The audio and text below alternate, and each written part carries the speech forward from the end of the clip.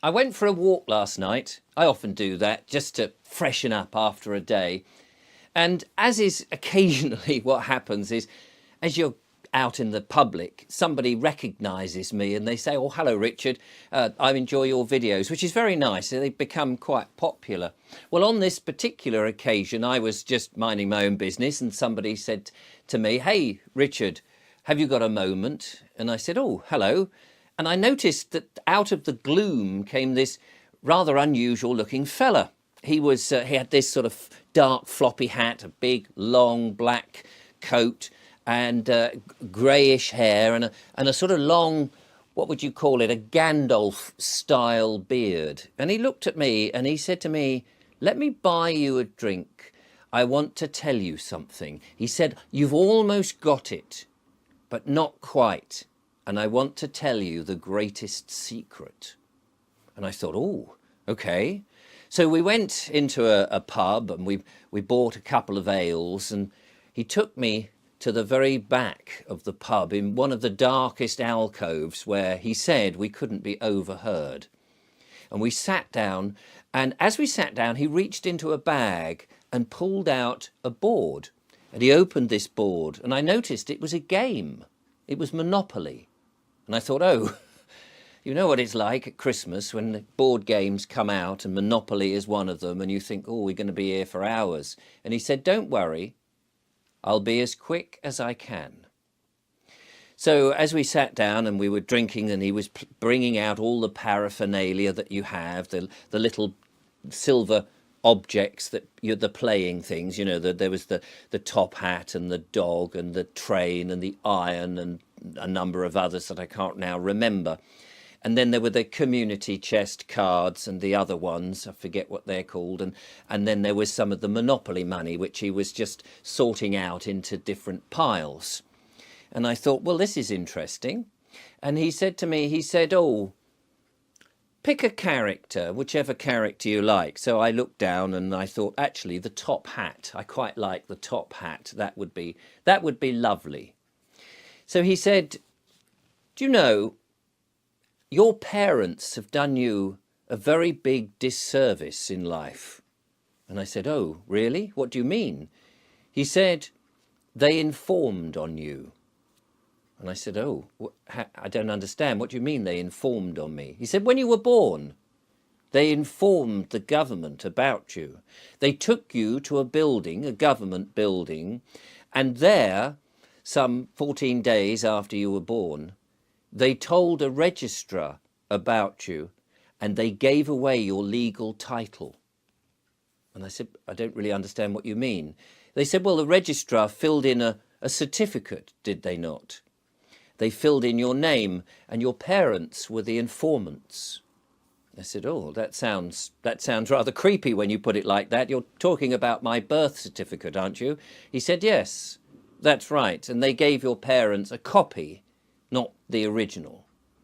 And he said, "At that moment, you'd signed away, or effectively they had signed away, their son's legal title. And this was then turned into a bond." And I said, "Oh."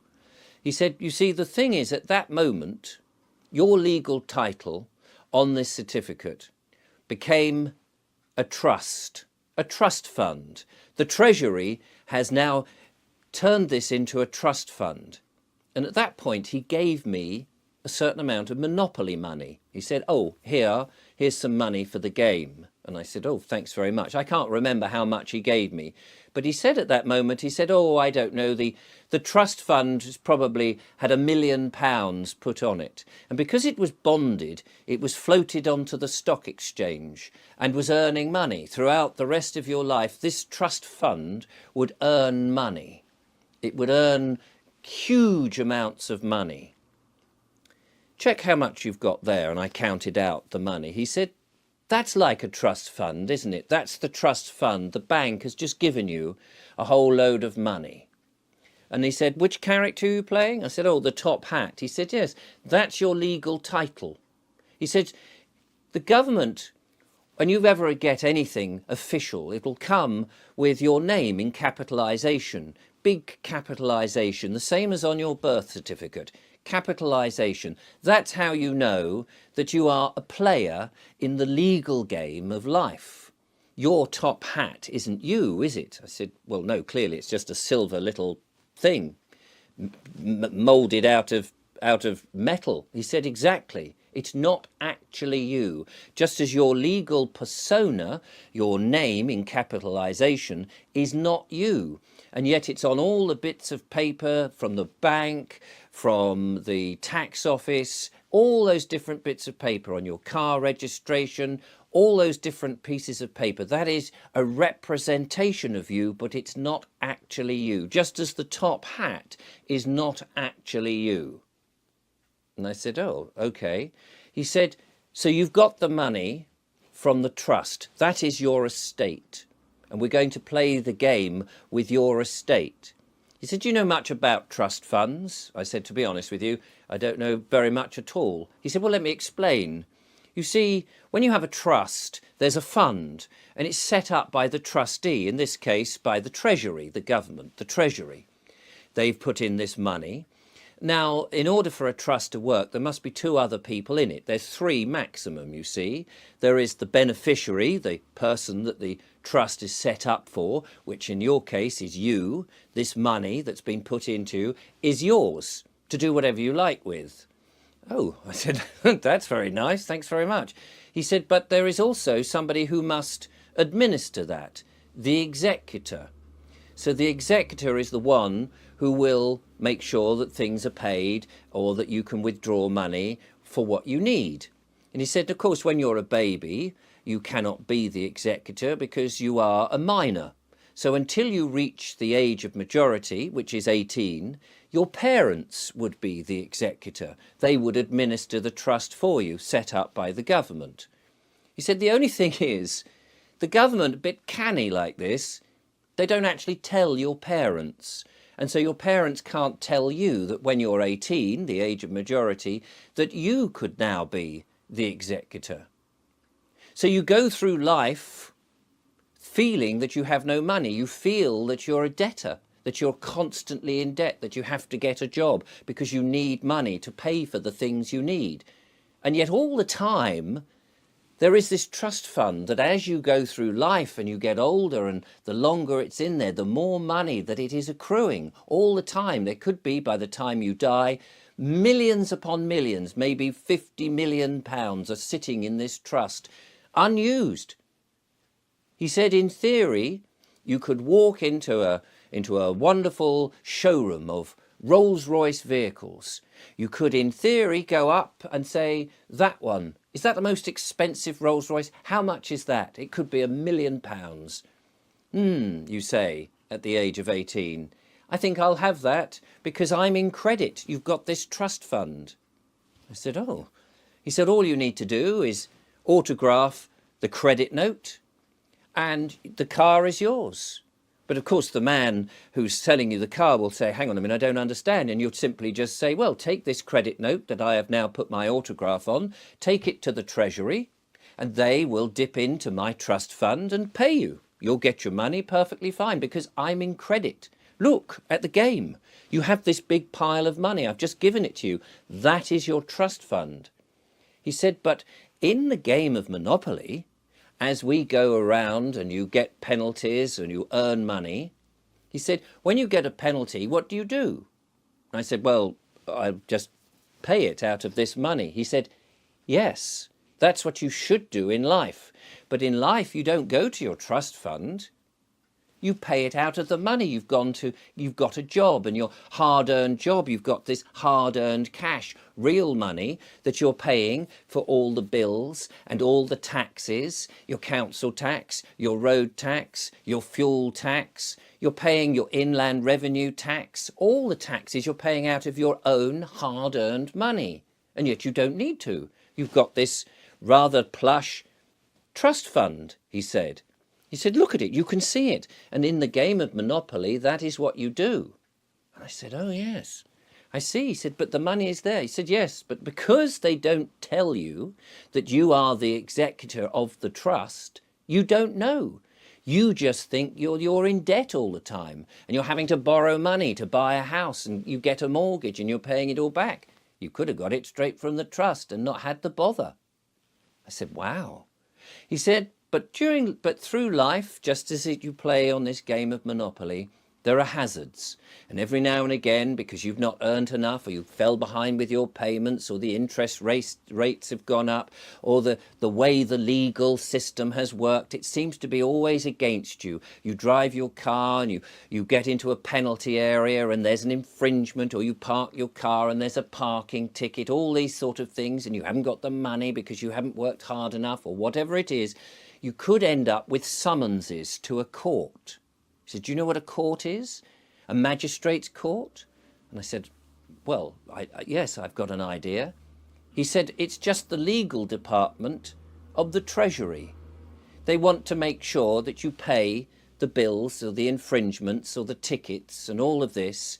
And so they'll administer it. So they'll have a convener, which they call a judge, at the magistrate's court, because all court sessions, all legal things start in a magistrate's court. I said, oh yes. And you'll be summoned there.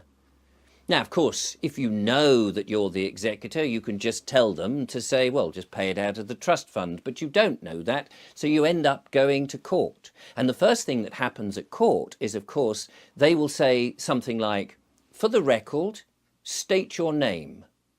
And this is where the trick is played on you. Because you don't know who you are, you will say, my name is Richard Vobes. And at that moment, they've got you. Because effectively what's happened is you've said, I'm the top hat, or the dog, or the train, or the iron. You've become the player of the game. You've become the fiction.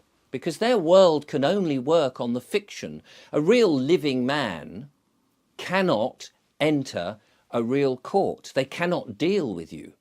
So they have to get you to be the legal fiction.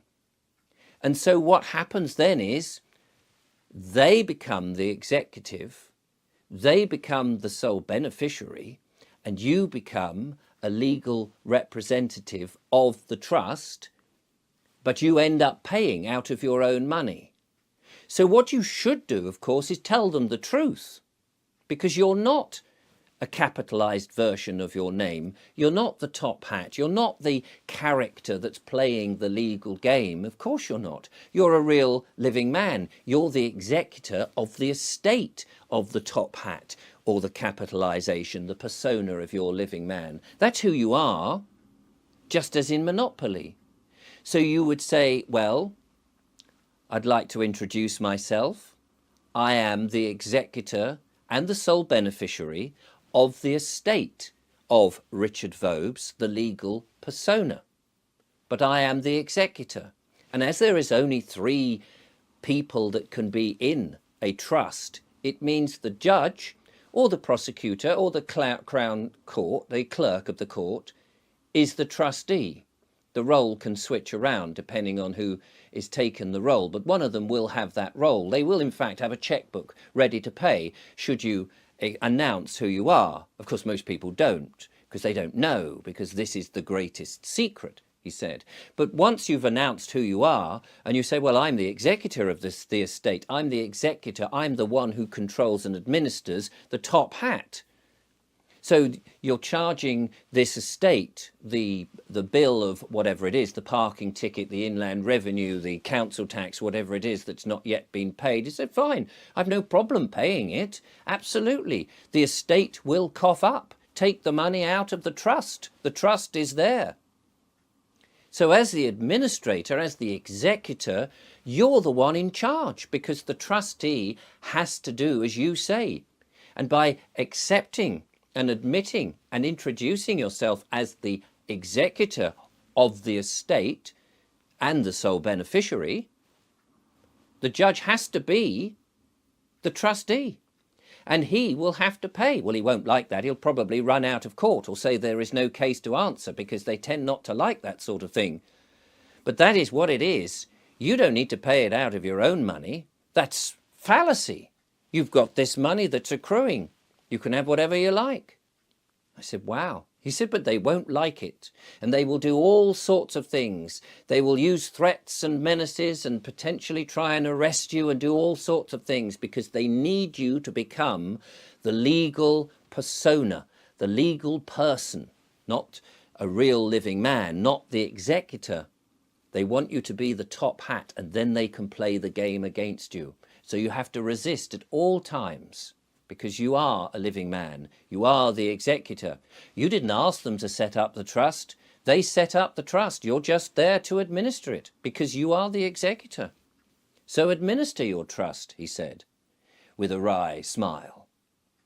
He said, do you fancy another drink? I said, no, I'll get them. So I went to the bar, thinking about this, buzzing in my head. And when I came back with another glass of ale for us both, 2 glasses of ale, I noticed he was nowhere to be seen. He had gone.